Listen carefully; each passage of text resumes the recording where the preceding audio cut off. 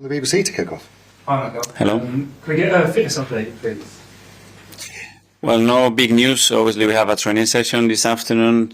We have to review a few players, but overall, especially returning, nothing to give back. And a first Champions League game of this campaign at home. How important is that moment? Yeah, really looking forward to it. This is the kind of nights that we want to experience, we want to have against an unbelievable opponent, and we're just ready for it.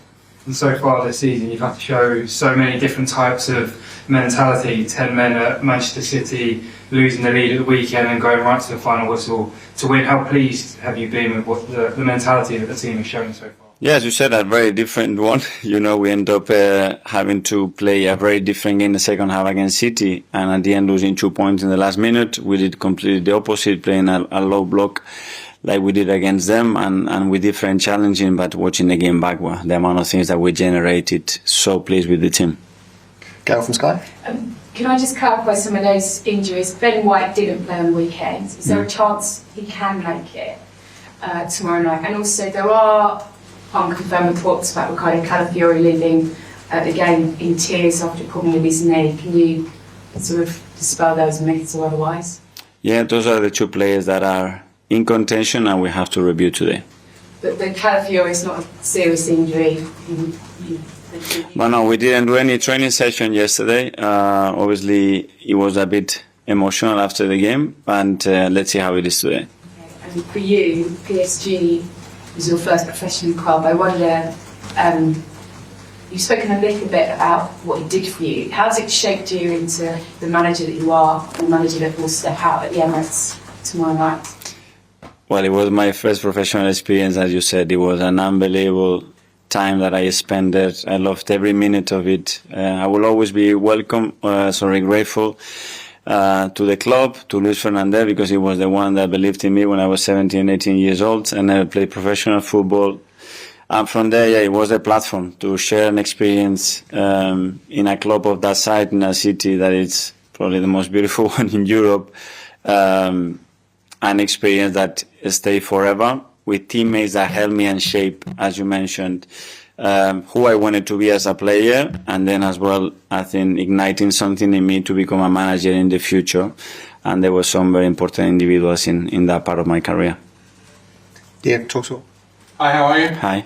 When you went to PSG, you played with some great players there, but they wanted to keep you, but you went back to Barcelona. Can you just tell us what it was like to play with the standard players you played there, and why you didn't stay in France? Well, unbelievable. Ronaldinho, Anelka, Okocha, Pochettino, Gavi Heinze, all unbelievable players. I wanted to stay there, but I was in that moment owned by Barcelona, and they didn't find an agreement, and then I had to do something else. But I was so happy there, and I wanted to stay there, but at the end I have to do something else. This is football. Absolutely. And then you came to England. Did you ever get close to going back there as a player? No. Once I was here, then my career started to develop here, and it's been a few years since then. And how important fun is it being this season to show you can win games like on Saturday in the last minute in injury time, or other games where you couldn't spend much earlier? How good the season, the different ways you won games? Well, it shapes, I think, the character and the body of the team, you know, that they have the certainty that they can win in any context, that they can adapt to very different contexts during matches. The Champions League demands that you can pretend to play against this kind of opposition and dominate 95 minutes. It does not happen at this level, so you have to be really good in other phases as well, to stay in the game, to be comfortable there, and still have always a belief and intention to win it. Josh? Hi, Neil. Hi. Last season at home in the group stage, it's 3 wins, 12 goals, none conceded. What is it about Champions League nights at the Emirates that's so special? Well, everybody's looking forward to it. We missed it for a number of years, and last year it was the first one after so many years that we had the experience to do it. The group stage is a bit different this season. The opposition we're going to face tomorrow is probably at the highest level that you can find in European football. But honestly, it's a great opportunity for us to see how we deal with that night, how prepared we are, and how we can impose ourselves in this kind of context. Simon?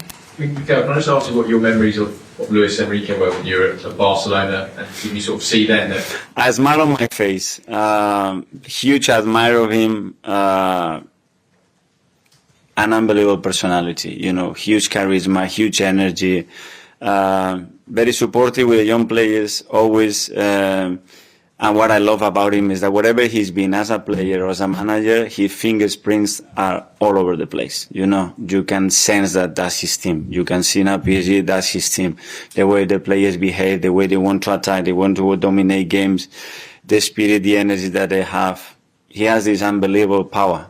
He's done it in all the clubs that he's been. He did it with Spain, with the national team. And then his approach to life and his profession, something to really look at, and I learned a lot of things of him. I mean, how much did he influence you, particularly in the way his management teams, like that Barcelona side he had with Messi, Suarez, Neymar? If you looked at that and see an admiration of some of this? One word is honesty. It's like this, straightforward. He looks in your eyes, he tells you what he thinks, and I think at the end, players appreciate that. You might like it more or less depending on how it happens, by the way everybody talks. And I have 2-3 players here, they've been with him in the national team. They always say the same thing. And they all enjoy playing under him, and when somebody can make you feel like that in your profession, that's a big quality to have.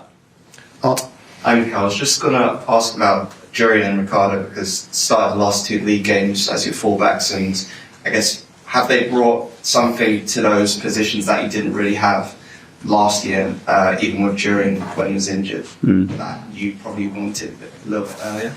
Yes, obviously we missed Jurriën 11 months and Enrique wasn't here. There are 2 players that have, first of all, the football brain, the intelligence, the courage, the quality, and the adaptability to you occupy different spaces, both attacking and defending. And that gives the team, a different flow, different dynamic, very unpredictable for the opponent to defend certain ways, and both huge personality to play, which I love.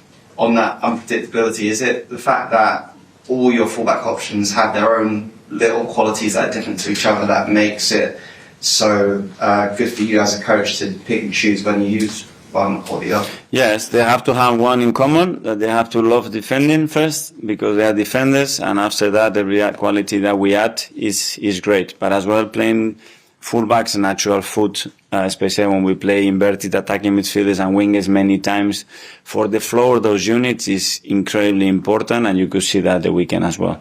Okay. You spoke a bit about Jurriën as a player and what he's like on the pitch. I'm just interested to get a sense of his character off the pitch and what he's like sort of around the training ground, what he's like in the dressing room. A leader, a guy that is constantly thinking how can I help others, bringing unbelievable energy and commitment to everything that he does in the very little time that he's been with us, and especially with the amount of time he has spent on the pitch, for everybody to speak so highly of him, to respect him and look at him in the way that they do. It tells you the story of the kind of personality we have in that team. And obviously when he was out last year, he worked really hard to keep him close to the team. Can you just talk me through that process of keeping him near and keeping him involved, and why you thought that was so important? Well, just getting in his shoes, He comes from Ajax, he was the captain there, big move, different country. He comes here with his expectations, it starts really well, and he gets injured on the first game.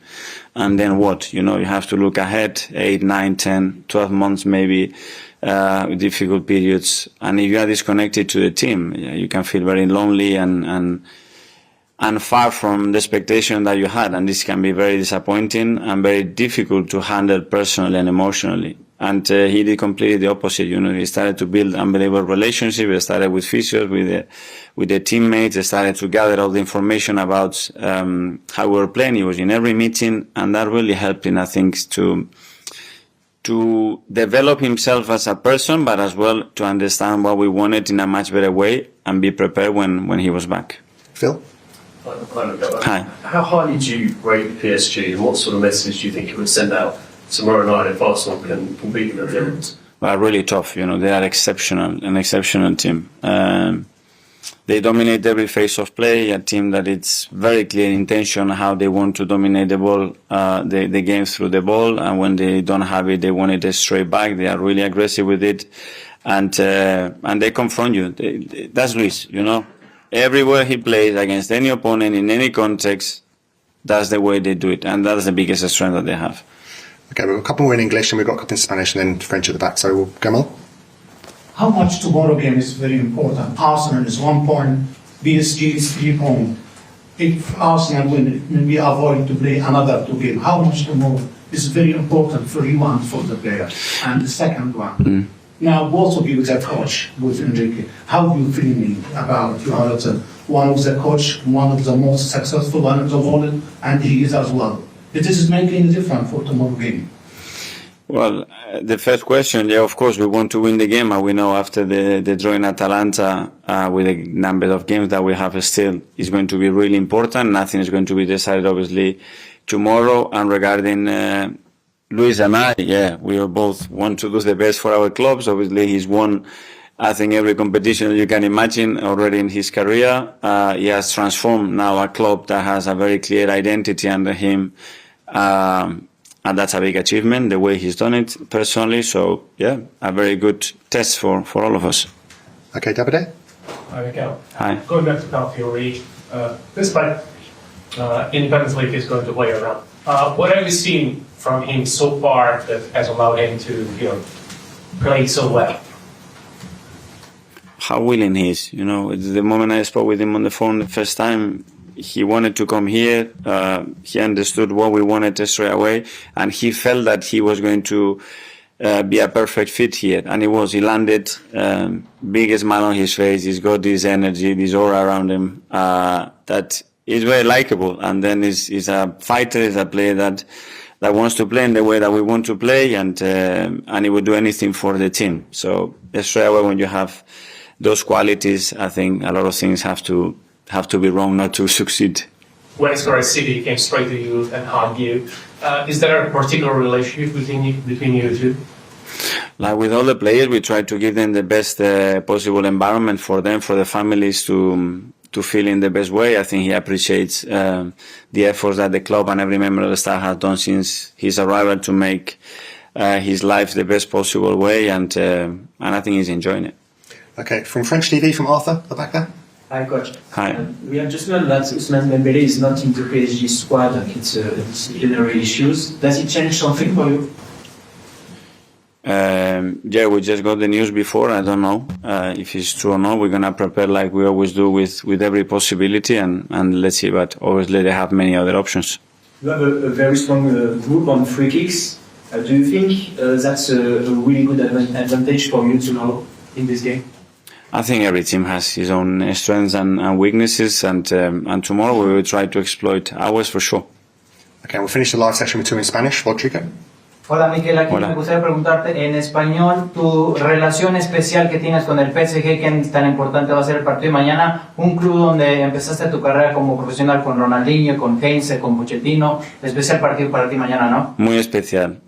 Primero por lo que siento por ese club, por el agradecimiento eterno que me dio la oportunidad de jugar por primera vez a nivel profesional, y lo que disfruté de la experiencia, del club, de la ciudad, de los compañeros, del entrenador que tuve, y volver a enfrentarme a ellos es obviamente para mí algo muy especial. Y Luis Enrique, también otro entrenador español muy exitoso, especial partido de enfrentar a él mañana. Muy especial y un reto grande para mí, uno de los mejores entrenadores del mundo, y alguien al que admiro muchísimo y respeto muchísimo por la forma de ser y la forma en la que trabaja. Gracias. Thank you. In Spanish. Sí, aquí para TNT Sports Brasil. Quería te preguntar sobre Gabriel Magalhães, si puede ser una arma ofensiva importante, especialmente si tenemos un partido que está muy cerrado, y ser como no una sorpresa, pero un ataque también. Sí, la verdad que Gavi ha evolucionado de una manera. En la parte defensiva es un arma por la solidez que nos dé, y en ataque porque cada vez que pisa el área se siente el peligro y la amenaza y la confianza que tiene el equipo en él. ¿Y qué te parece el otro Gabriel Jesús? ¿Podemos volver titular o cómo está evolucionando en esta temporada? También bien, empezó muy bien la pretemporada, tuvo una lesión que lo apartó y le paró un poco el ritmo, y ahora ha vuelto, ha jugado 2 partidos de titular ya con Atalanta y Bolton, ya ha entrado en otros 2-3 partidos, y eso, que coja su máximo nivel y será un jugador muy importante para nosotros. Okay, guys, that finishes the live section. We'll go to 10:30 tonight.